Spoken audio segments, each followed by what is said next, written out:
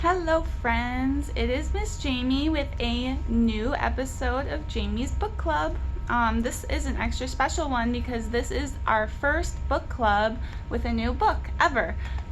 This was something I started at the beginning of quarantine, and I'm continuing it because there's been a lot of interest. However, no one let me know which book they wanted, so I picked one for us, and it's going to be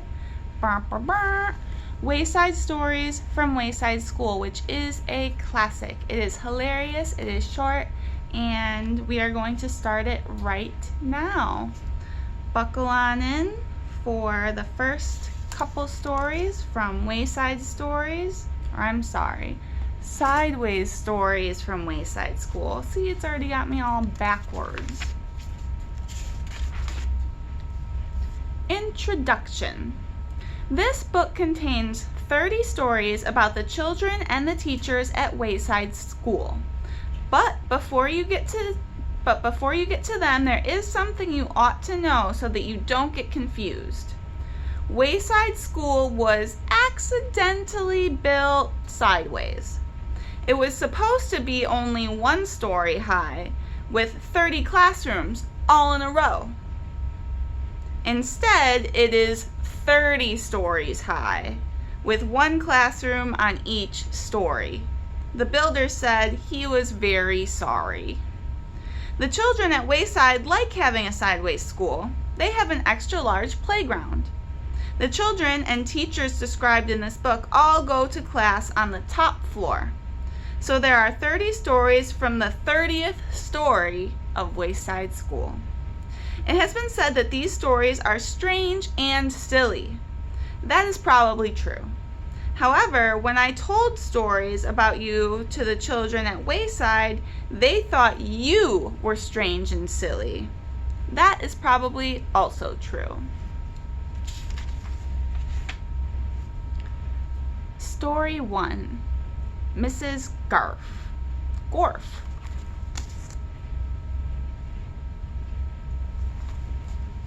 Mrs. Gorf had a long tongue and pointed ears. She was the meanest teacher at Wayside School. She taught the class on the 30th story. "If you children are bad," she warned, "or if you answer a problem wrong, I'll wiggle my ears, stick out my tongue, and turn you into apples." Mrs. Gorf didn't like children, but she loved apples. Joe couldn't add. He couldn't even count. But he knew if he answered a problem wrong, he would be turned into an apple. So he copied from John. He didn't like to cheat, but Mrs. Gorf had never taught him how to add. One day, Mrs. Gorf caught Joe copying off of John's paper. She wiggled her ears, first her right one, then her left, stuck out her tongue, and turned Joe into an apple. Then she turned John into an apple for letting Joe cheat. "Hey, that isn't fair," said Todd. "John was only trying to help a friend." Mrs. Gorf wiggled her ears, first her right one, then her left, then stuck out her tongue and turned Todd into an apple too. "Does anyone else have an opinion?" she asked. Nobody said a word. Mrs. Gorf laughed and placed the 3 apples right on her desk. Stephen started to cry. He couldn't help it. He was scared. "I do not allow crying in this classroom," said Mrs. Gorf. She wiggled her ears, stuck out her tongue, and turned Stephen into an apple.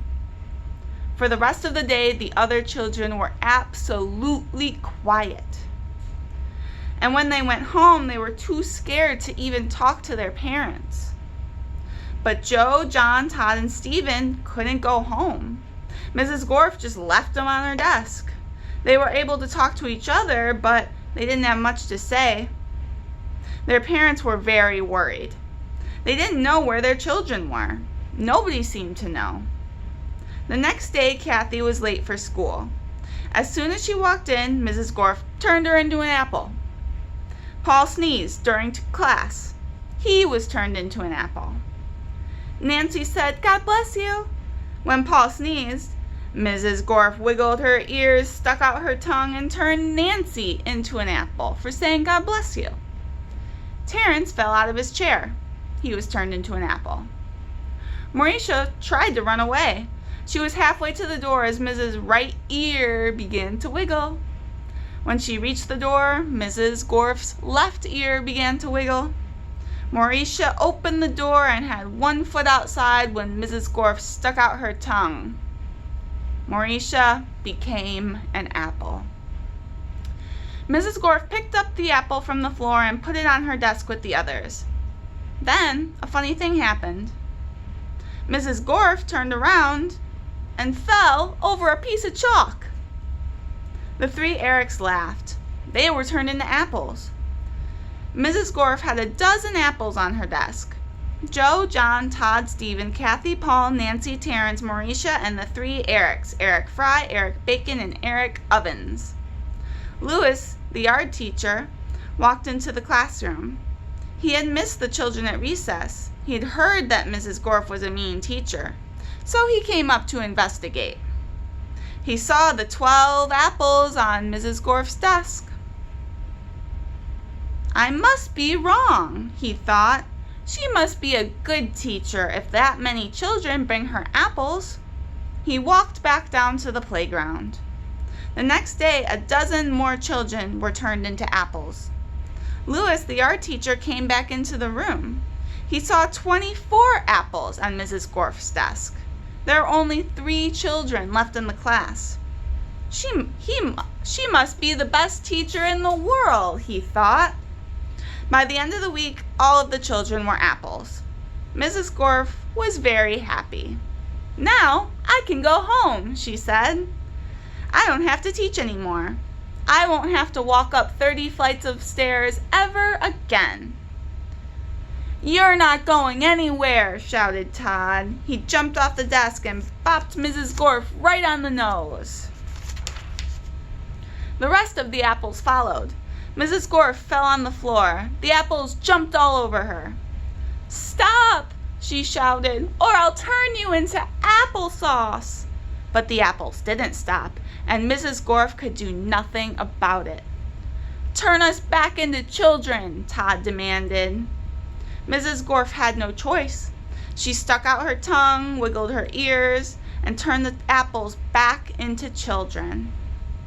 "All right," said Mauricia, "let's go get Louis. He'll know what to do." "No," Mrs. Gorf screamed, "I'll turn you back into apples."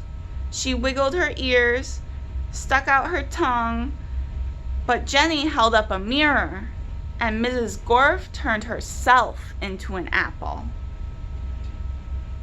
The children didn't know what to do. They didn't have a teacher. Even though Mrs. Gorf was mean, they didn't think it was right to leave her as an apple. But none of them knew how to wiggle their ears. Louis, the art teacher, walked in. "Where's Mrs. Gorf?" he asked. Nobody said a word. "Boy, am I hungry," said Louis. "I don't think Mrs. Gorf would mind if I ate this apple. After all, she always has so many." He picked up the apple, which was really Mrs. Gorf, shined it up on his shirt, and ate it. All right. That was the first story of Sideways Stories from Wayside School.